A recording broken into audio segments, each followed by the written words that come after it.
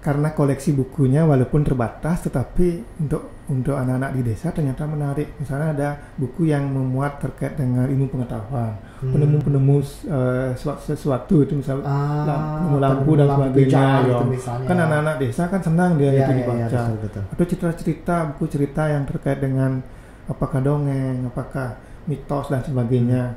Kan ada juga beberapa itu. Kan senang dia, apalagi ada gambar-gambarnya ya. Senang dia. Betul.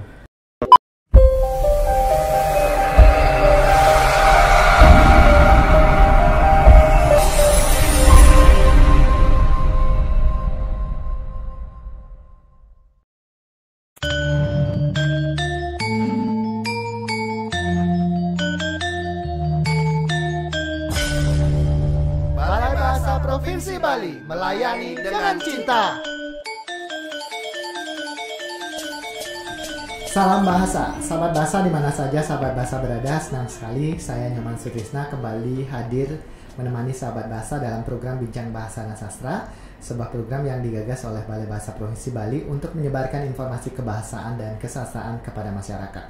Program Bincang Bahasa dan Sastra kali ini disiarkan melalui Studio Subasita Balai Bahasa Provinsi Bali. Sahabat bahasa, di Studio Subasita sudah hadir narasumber kita yang kali ini akan berbicara masih dalam lingkup literasi. Beliau akan berbicara mengenai giat literasi yang dilaksanakan oleh Pesraman Dukuh Sulatri Bangli. Beliau adalah Bapak Ketut Widyastawa. Nih, betul Pak Ketut nih. Selamat datang Pak Ketut di Balai Bahasa. Terima kasih. Senang sekali sudah jauh-jauh dari Bangli datang ke Balai Bahasa, dan kami todong untuk sedikit bercerita mengenai Pesraman Dukuh Sulatri yang Dukuh Suladri, maaf ya, Dukuh Suladri yang Pak Tut asuh di Bangli. Sebelumnya kembali saya perkenalkan, beliau merupakan pendiri dan pembina dari pesantren ini, Bapak Ketut Widyastawa. Keseharian Pak Ketut adalah guru Pak Ketut nih? Iya, guru di SMK 1 Bangli. Di SMK 1 Bangli. Selain sebagai guru, Pak Ketut juga aktif di penulisan, betul ya? Penulisan yang Pak Ketut lakoni. Iya. Apa saja Pak Ketut? Puisi? Puisi ada, pantun, terus gurindam. Waktu kemarin bergabung dengan komunitas situs seni. Situs seni. Kemudian puisi sudah terbit Pak Ketut ya? Puisi baru kemarin terbit 2021 yang antologi tunggalnya. Antologi. Yang bersama yang penulisnya se-ASEAN itu tahun 2021 akhir juga diterbitkan. Ya. Yang sekarang sedang digarap ada lagi? Ada Pendigraf, cerpen 3 paragraf. Siapkan untuk diterbitkan 2022, mudah-mudahan bisa. Tahun ini ya target ya. Itu antologi untuk karya tunggal. Jadi setiap tahun, setiap saat juga harus menarget diri untuk menghasilkan produk, begitu ya Pak ya? Kami mulai dari 2019 kalau salah itu untuk ini jenis gurindam.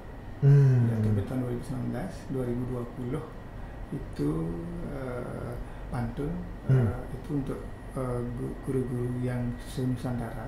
Kemudian 2021 itu puisi se-ASEAN. Kemudian 2022 juga nanti kami udah bergabung, udah tinggal nunggu saja. Itu ada gurindam lagi, itu se-ASEAN juga. Kemudian puisi yang untuk komunitas teman-teman di Bondowoso. Itu 2022 awal Februari kayaknya yang sudah terbit. Sudah tinggal dikirim ini. Oh begitu. Terbitannya tinggal dikirim. Ya, baik. Sedang berjalan.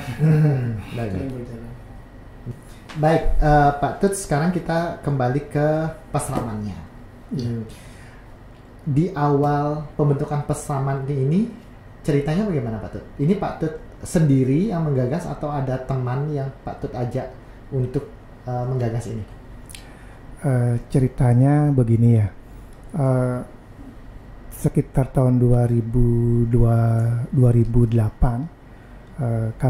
saya sendiri ya didaulat sebagai klien di Puro Kemudian di pura itu kan sering kami bersentuhan dengan masyarakat. Betul. Terus Mohon maaf Pak Tut, pura apa ya? namanya Pura Pusah Pustaka Banjar Adat Dukuh. Pura Pusah Pustaka Banjar Adat Dukuh. Desa Bunutin Bangli ya Pak Tut ya. Ya, betul. Oke, lanjut. Baik Pak Tut.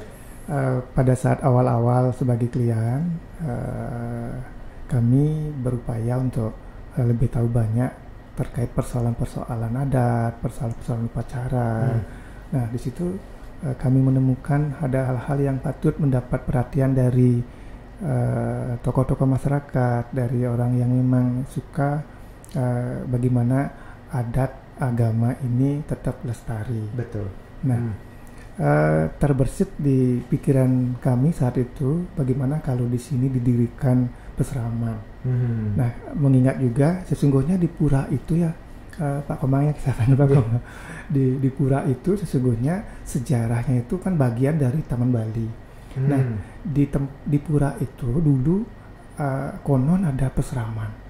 Peseraman yang di Banjar Dukuh, di Tempek Dukuh kan Banjar Dukuh ini dibagi dua tempek, ada Tempek Dukuh, ada Tempek Perayu. Yang Tempek Dukuh ini khusus membina anak-anak yang putra, peserta putra peseramannya. Dan Tempek yang lagi satu itu yang putri. Makanya disebut Perayu Parayu. Ya, itu. Itu masih ada ininya. Situs-situsnya berupa pura, walaupun secara otentik kami belum bisa temukan. Tertulisnya itu memang tidak ditemukan ya, tetapi ada bukti lain yang mendukung itu. Satu pura, kedua ada sarkopag. Jadi sarkopag itu hampir di setiap sudut desa Banjar kami itu ada sarkopag. Dan di Pura Taman Alit namanya, di situ konon beliau terakhir di beryoga. Makanya kalau ada kaum Brahmana atau Pranda yang punya waskita tinggi, beliau harus izin dulu di sana sebelum meliput acara. Sebelum meliput acara di situ kan. Berarti minta izin dulu seperti itu ya. Kami juga belum tahu waktu itu mengapa kok beliau tahu di sini ada apa gitu. Dan tradisi itu masih berlangsung sampai sekarang. Sampai sekarang, bahkan tahun 2012 pada saat kami mengadakan upacara ngodain Susunan Barong ya. Kan kami memohon yajemanonya itu dari Pranda dan Pasar Pranda Beijing itu ya. Itu Pak Mong tahu itu. Nah, beliau rawuh ke pura. Nah, pada saat itulah kami heran. Baru saat itu kami lihat ada Pranda yang membawa persembahan sesajen itu pakai sekasi itu ya.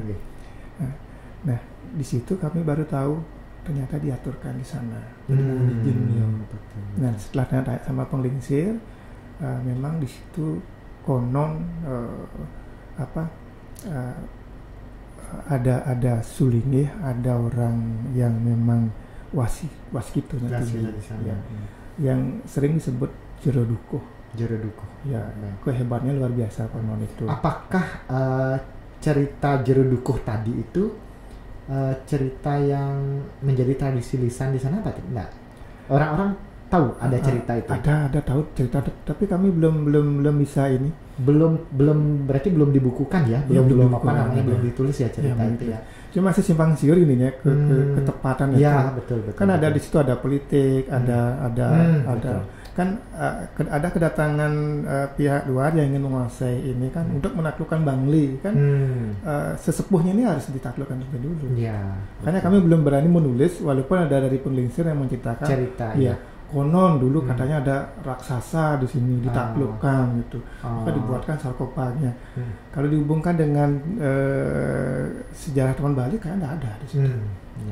Tapi banyak yang percaya itu ada gitu. Tapi cerita yang berkembang di masyarakat memang seperti itu ya, katanya ada raksasa besar. Iya. Mungkin itu perlu digali lagi supaya karena kan ada utuh. Ya, ada peninggalan semacam gelang besar gitu ya. Kalau sekarang tinggal 2 kayaknya sudah disusun, sudah dikeramatkan. Dulu banyak hampir di setiap jengkal tuh ada, tapi kan ada yang hirau, Iya, paling betul. hanya orang-orang tertentu aja. Iya, iya. Nah, ini lama-lama habis dari itu. Kalau sekarang apa namanya bisa dikatakan warisan-warisan seperti itu tuh sudah ditangani oleh instansi terkait udah? belum, selama ini Belum ya? Ya. Oh, mungkin itu wilayahnya teman-teman dari Balai Arkeologi itu harus menggali ke sana. Ya, sekali ke sana. Betul. Nah, kembali ke cerita tadi. Karena Pak Tut mendengar konon ada Ya. seperti itu, jadi ada inspirasi untuk membangun pesaman itu. Itu tahun berapa dimulai pesaman itu, Pak? Tahun 2012, tepatnya tanggal 11 Agustus 2012. 2012. Itu mulai disahkan oleh Benih Sadat. Oh, berarti ini Pasaman ini bisa dikatakan resmi dari desa begitu ya, bukan pribadi lah, bukan begitu ya. Oh, Kami memang sengaja mengatasnamakan benar. adat. Ini diakui oleh Iya. adat berarti Pasaman ini. Ya, karena berdirinya juga di Pura. Betul. Iya. Dan pada kondisi awal Pasaman ini merupakan Pasaman yang bisa dikatakan fokus untuk adat begitu ya Pak Tut ya, Iya, kegiatan adat gitu ya, ya, menyiapkan Upakara, peserta supaya mampu mengetahui itu ya. mengetahui itu ya, awal itu. Upakara, kemudian ada tari, sangar-sangar, tari juga, tari sakral terutama itu. ya, yang di Kemudian tari-tari wali-wali wali begitu ya, itu, Pak Tut ya. Nah, terus Dan ini juga tabuh juga ya. kerawitan. Kerawitan Ya, juga. ya, kerawitan ada juga. Itu di awal seperti itu. Sampai sekarang Iya. itu bertahan Pak Tut ya. Masih bertahan. Masih bertahan. Malah sekarang merambah ke literasi begitu Iya, ya Pak Tut iya, ya. literasi, ya. Selain memang mempertahankan yang budaya tadi itu, ada apa namanya menjejahitan mungkin begitu ya. Menjejahitan, ngulat kisung, ngulat kelambang, ngulat kelakat sudomale itu. Kebutuhan-kebutuhan Ya, yang memang untuk dibutuhkan upacara. oleh adat begitu ya upacara ya. Iya. Betul. Tipat itu untuk Nah, tipat. Nah, sekarang kita ke kegiatan literasi yang Iya. sekarang sudah digalakan. Dari kapan itu kan awalnya tadi adat merambah ke literasinya itu dari kapan Pak? Merambah ke literasinya itu dari tahun 2014-an. Itu tahun 2012 itu berdiri. Disahkan oleh desa adat. Kemudian tahun 2013 6 April tidak salah 6 April 2013 itu kami mintakan ada akte notarisnya. Itu ada akte notarisnya. Kemudian di 2014 kami lebih meningkatkan dengan melihat kondisi anak-anak di desa. Biasa kan suka bermain kalau di pura tuh gudeg-gudeg seperti itu kan biasa ya. Jadi mengisi waktu sebelum muspo itu ya. Kami berpikir seandainya di sini ada perpustakaan, apa ya yang akan terjadi? Apakah anak-anak akan mau membaca? Ya.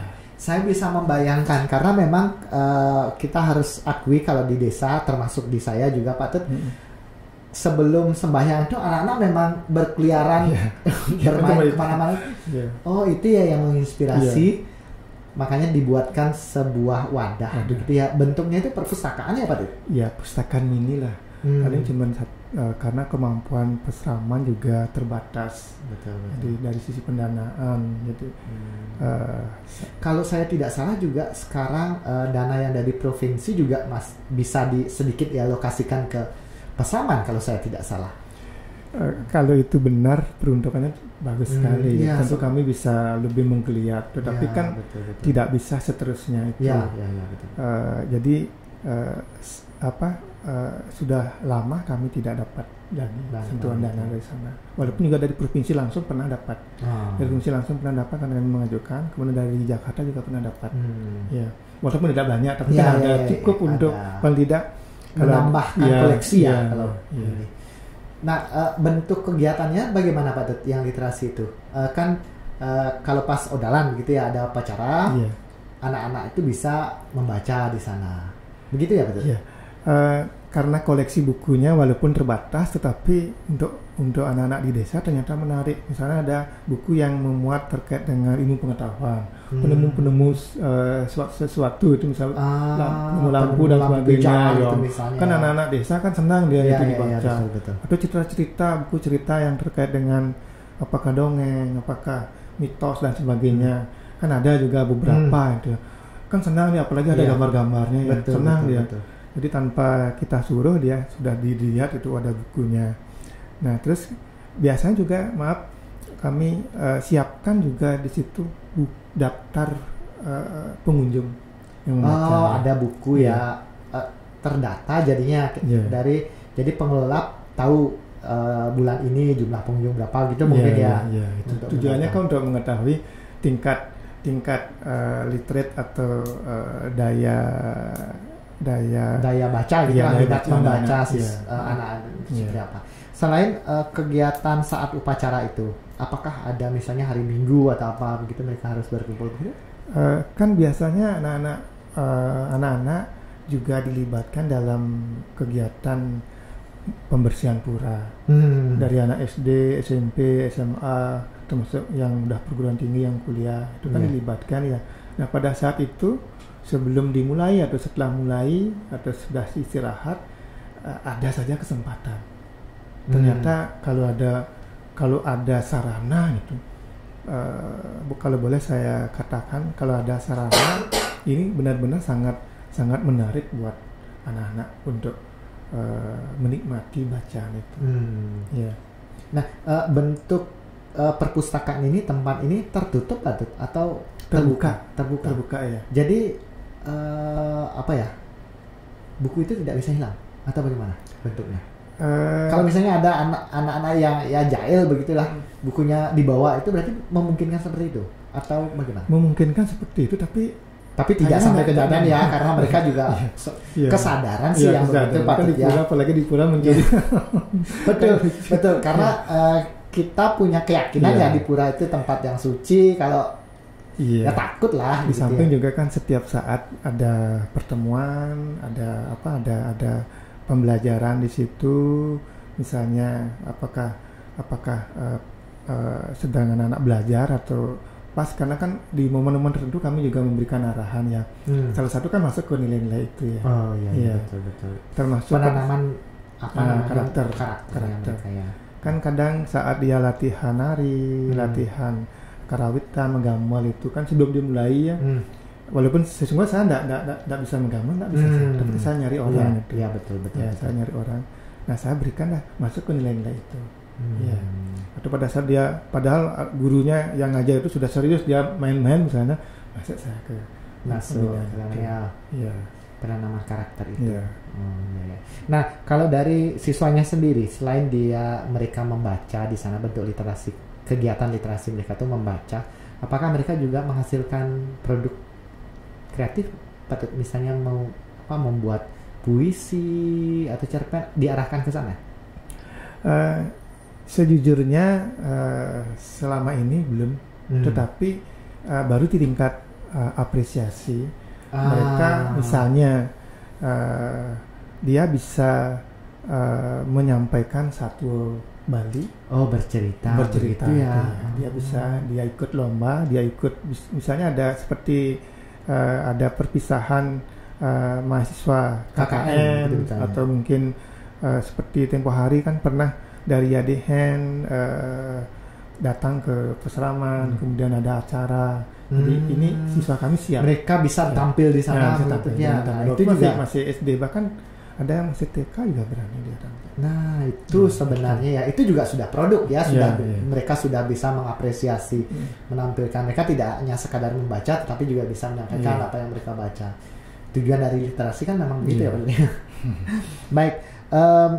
Dan kegiatan literasi itu sampai sekarang juga masih berjalan Pak. Di masa pandemi ini itu bagaimana? Walaupun tidak sepenuhnya bisa maksimal. Iya, tidak seperti sebelumnya ya. Kalau sebelumnya kan rame ya, dia selalu. Karena kan kebetulan juga tempatnya sekarang di bawah. Jadi di Pura Taman Nasional namanya. Kan biar mungkin perlu yang sampaikan juga di Pura Pusah Pustako itu ada dua pelebahan pura. Jadi yang di atas itu Pura Pusah Pustakonya, banyak pelinggihnya. Kemudian yang di bawah itu Pura Taman Alit namanya. Pura Taman Alit itu di situ ada arca atau sarkophag yang kadang itu medal tirta. Ini yang menarik barangkali ya. Karena kalau di Ada. Bali yang begitu-begitu ya percaya tidak percaya gitu Ya, ya, itu karena dia. gitu ya. Tapi awal-awalnya Hal-hal banyak yang begitu. tidak percaya karena kan tempatnya memang agak rendah, Rendah. ya. Agak rendah di utaranya itu tinggi sekitar 10 meteran lebih itu ya. Itu persawahan di situ. Oh, berarti dia bentuknya maaf seperti jurang begitu ya bentuknya untuk mencapai Pura Alit itu.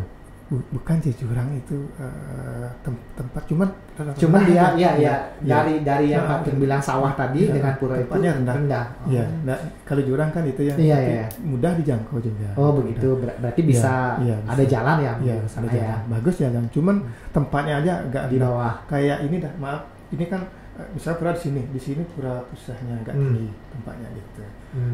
Nah terus dulu awal-awalnya Medal Tirto itu banyak yang moboyo istilah dalam bahasa Bali, paling-paling air sawah Ya, yang muncul ke sana. Ya. Tapi setelah diketahui bendungan itu jebol, tidak ada air di persawahan, kemudian tetap muncul, Ternyata baru- tetap airnya tetap ada. baru mulai ada keyakinan. Betul, yang begitu-gitu Iya. kadang-kadang di luar nalar kita Iya, ya. di luar nalar gitu. Ya, tapi memang kalau di Bali kejadian seperti itu sudah Sudah. banyak terjadi Banyak, ya. iya. Dan kita juga percaya akan keagungan Tuhan Iya, kalau di Tuhan. sini ya. Baik, Pak Tut, tadi Pak Tut mengatakan bahwa Pasaman ini berada di bawah adat naungan desa adat begitu ya Pak Tut ya. Iya, iya. Kalau pendukung-pendukung dari lain ada Pak Tut? Kalau tadi kan Pak Tut mengatakan pernah dari provinsi juga ada. Kalau dari pihak swasta begitu ada memberikan dukungan tidak ke sana? Kalau swasta perorangan ada, walaupun dalam bentuk kecil ya, kan Iya. tapi kan ada berupa buku untuk anak-anak itu. Aku tulis, Iya, anak-anak iya. tulis itu ya. Betul. Itu Itu ada. juga bentuk apresiasi Iya, mereka ya iya. terhadap Ternyata keberadaan sambutannya luar Pasaman. biasa juga Pak Bambang. Betul. Dengan anak-anak yang antusias mau datang ke peseraman, kemudian diberikan berupa ini dari donatur-donatur itu. Dan kami tidak mengundang itu sesungguhnya, Nah, tapi datang dia. iya. Yang begitu biasanya kalau orang sudah tahu biasanya Iya, sih iya. ya. Pak Tut tadi juga sempat sebelum ke studio sempat sedikit bercerita tentang ada yang sampai memberi seperangkat gong begitu ya berarti ya? Ini gini ceritanya. Sebetulnya kami dari dulu berharap memiliki seperangkat gong. Jadi untuk anak-anak biar bebas dia menggunakan perangkat itu ketika kita menggunakan perangkat yang dimiliki komunitas lain kan berbenturan waktunya. Betul, Kadang-kadang betul. kan. Jadi anak-anak mau menggunakan juga agak terbatas. Iya. Nah, jadi ada pemikiran jadi bagaimana kalau nanti peseraman memiliki seperangkat gong kan luar biasa lebih menggeliat. Nah ternyata ada tamu dari Tibet itu yang saya ceritakan tadi di bawah itu mereka bilang seperti ini, saya datang ke sini tidak bawa apa-apa, tidak bawa uang, saya hanya bawa doa apa yang Dibutuhkan. yang akan dibutuhkan untuk peseraman ini. Saya katakan bahwa kami membutuhkan seperangkat gong. Ya, saya doakan. Apakah ini juga berpengaruh? Saya juga tidak tahu. Ya pokoknya kebetulannya pas gitu Iya, ada dia. iya. Pas itu doa Iya. ternyata memang ada Iya. yang ini ya yang ini dari Pemda Bangli yang memberikan bantuan ke Iya. Smart Mobility. Kita harus percaya kekuatan doa itu Pak Tut ya. Iya. Memang selalu Iya. ada. Makanya kami sangat-sangat berterima kasih pada semua yang sudah mendukung, baik itu masyarakat, kemudian juga Dari tamu yang pemerintah dari juga, dari pemerintah ya. juga, dari Pemda Bangli yang sudah demikian mendukung kegiatan kami. Mudah-mudahan kedepannya kan kegiatan Ya, lebih bergeliat lagi Iya, ya Pak bergeliat Tut ya. lagi. Selama Pak Tut mengelola Pasaman ini, kendala yang Pak Tut hadapi seperti apa Pak Tut? Kendala yang saya hadapi sesungguhnya seperti ini. Yang namanya di desa, anak-anak ketika mereka mood belajar datang, tapi ketika tidak ada mood Ya, kan susah. tidak- Orang tuanya saya susah untuk Ya, menyuruhnya. tidak bisa dipaksa ya. Tidak bisa kalau dipaksa anak-anak ya. Jadi betul-betul mana sukarela seperti itu. Betul. Tapi dengan arahan dari teman-teman di instruktur, terutama dari kan ada kami ada instrukturnya atau gurunya. Pak Kadek juga salah satunya, Pak Kadek Saputra. Kemudian ada yang bahasa Inggrisnya, kemudian ada yang agamanya, bahasa Bali ada. Itu teman-teman di situ tergabung. ikut bersama-sama memberikan arahan, memberikan materi terkait dengan peseraman. Ada hambatan yang lain terkait dengan perkembangan peseraman, terutama terus terang juga walaupun dana tidak satu-satunya menentukan, tapi kalau ada dana kan lebih baik lagi. Betul. Betul. Kita harus mengakui dana itu peranannya penting ada dia. Baik, Pak Tut, pesan Pak Tut terhadap masyarakat untuk menggalakkan literasi budaya seperti apa yang dikerjakan oleh Pesaman ini, seperti apa Pak? Pesan kami kepada masyarakat, jadi mari kita sama-sama mendukung bagaimana kegiatan literasi ini, kegiatan membaca, mengapresiasi karya, baik itu yang karya manual berupa buku, kemudian juga karya digital yang saat ini sedang marak ini mesti kita apresiasi. Jadi dengan sebaik-baiknya, jadi kita berliterasi bukan sekadar biar bisa heboh di medsos, tapi bagaimana kita bisa bernilai, ada nilai tambah yang bisa kita sumbangkan. Betul. Misalnya kita mampu dalam tanda kutip bercerita, misalnya apakah Satwa Bali atau bercerita dalam bahasa Indonesia, terlebih bisa dalam bahasa internasional. Nah ini sangat-sangat luar biasa. Jadi oleh karena itu masyarakat, orang tua, siapapun mestinya mendukung kegiatan literasi ini, terlebih untuk mengajarkan budaya Bali, mengajarkan agama Hindu, juga mengajarkan kearifan lokal. Karena itu Pak. Ya. Baik. Pak Tut, terima kasih banyak, dan mungkin nanti kami akan datang ke Pasaman langsung Pak Tut ya. Mungkin kita membuat semacam video pendek lah di sana ya, untuk melihat kegiatan anak-anak adik-adik kita di sana. Ya, Pak Tut ya. Pak Tut, terima kasih banyak sudah berbagi cerita tentang kegiatan dari Pasaman Dukuh Sulatri, dan saya yakin apa yang Pak Tut sampaikan itu bisa menjadi inspirasi buat sahabat bahasa Bincang Bahasa Sastra. Baik, kami juga terima kasih banyak ini sudah diundang untuk menyampaikan apa yang kami miliki. Mudah-mudahan apa yang kami kerjakan walaupun kecil nantinya bermanfaat untuk orang banyak. Pasti Pak. Ya, Pak Tut, terima kasih banyak. Ya. Baik, sahabat bahasa, demikian tadi perbincangan saya bersama Bapak Ketut Widyastawa. Semoga apa yang kami diskusikan tadi bisa memberikan inspirasi kepada sahabat bahasa. Kita bertemu lagi dalam program Bincang Bahasa dan Sastra selanjutnya. Salam bahasa.